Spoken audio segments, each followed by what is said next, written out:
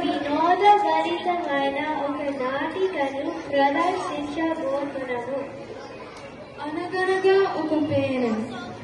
ఆ పేను ఎవరి జోలికి పోకుండా చక్కగా తన చేనులో పెసలు పండిస్తుంది. ఆహా, నా పెసరు చేను ఎంత చక్కగా పండిందో! నా కష్టానికి ఫలితం దక్కబోతుంది. నాకు చాలా సంతోషంగా ఉంది.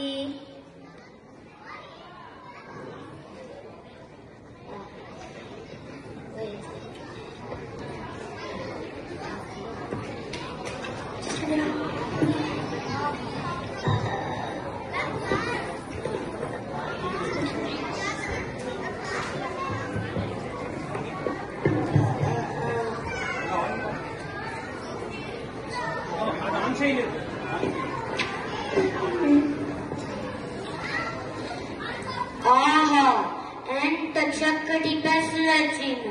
ఎవరిది? ఈ పెసల చేను ఎవరిది? ఈ చేను నాదే ప్రభు. నేను చాలా కష్టపడి దీన్ని ఇలా పెంచుకున్నాను. పేరువి పెసుకోవడానికే పని.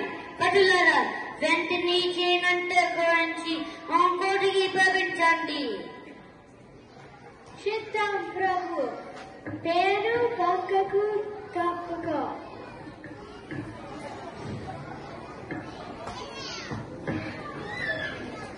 ఎంతో కష్టపడితే నాకు ఈ గుప్పెడు పెసలు మిగిలాయి. వాటితో నేను 4 పెసరట్లు వేసుకుంటాను.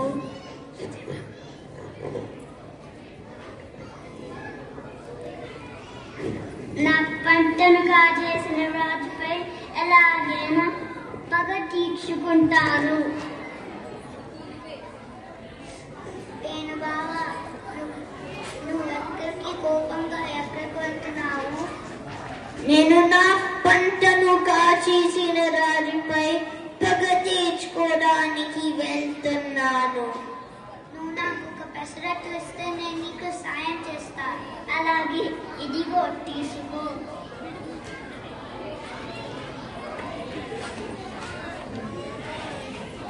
నేను బాగా తేలు బావా, అంత కోపంగా ఎక్కడికి వెళ్తున్నారు? నేను నా పంటను కాచేసిన రాజుపై పగ తీర్చుకోవడానికి వెళ్తున్నాను. నేను బాగా ఒక పెసరట్టు ఇచ్చారు, అందుకే నేను సాయం చేస్తున్నాను. అలాగే, నాకు పెసరట్టు ఇస్తే నేను కూడా సాయం చేస్తాను. అలాగే, ఇదిగో తీసుకో.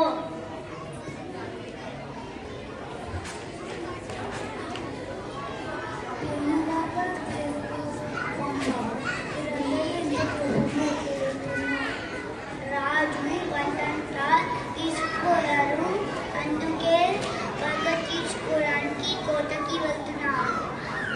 ఓహో, అలాగే. అయితే అక్కడ ఒక పెసరట్టు నేను కూడా మీతో వచ్చి సాయం చేస్తాను. అలాగే, ఇదిగో తీసుకో.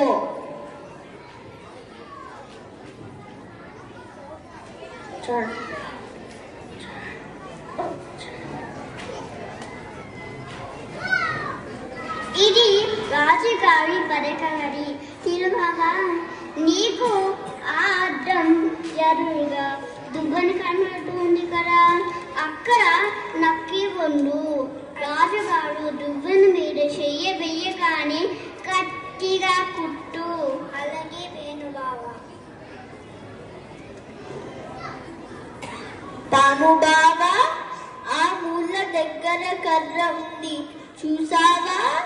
ఆ కర్ర పక్కనే చుట్టుకొని పడుకో.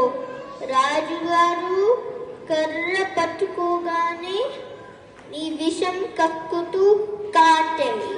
అలాగే పేను బావా. పులిబాబా, నువ్వు గది బయటనే నక్కి ఉండు.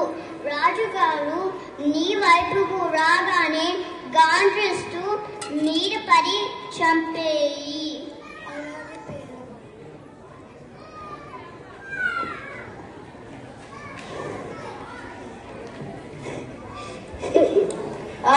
అబ్బా నేను వేసో కొట్టున్నట్టుంది.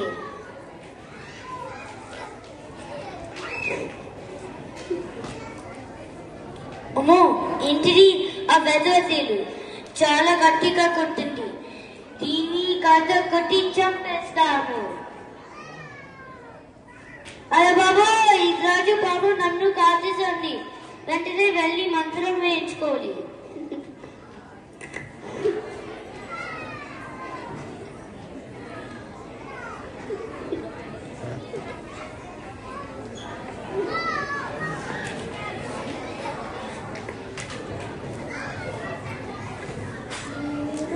సమాస్ఫూర్తితో